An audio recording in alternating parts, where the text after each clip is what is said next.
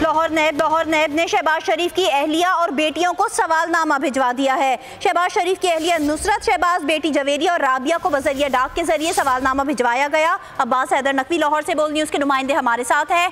अब्बास हैदर नकवी, ये सवालनामा कब तक फिल करके वापस जमा कराना है?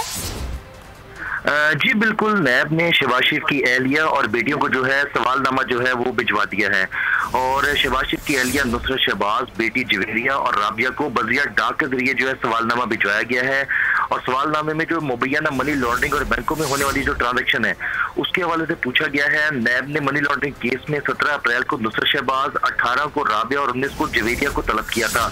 लेकिन चेयरमैन नैब जो है जस्टिस जावेद इकबाल गुज़िश्ता रोज वो लाहौर आए थे, उन्होंने नोटिस जो है वो कैंसिल कर दिए थे। और उसके बाद जो ये फैसला किया गया था कि शरीफ फैमिली को जो सवालनामे हैं वो भिजवाए जाएंगे उनकी फैमिली को, और उसके जरिए जो है जवाबात तलब किए जाएंगे। तो अब देखना ये है कि कितने दिनों में जो है शरीफ फैमिली जो है वो जवाबात देती है और उसके बाद फिर नैब की कार्रवाई जो है वो आगे बढ़ेगी।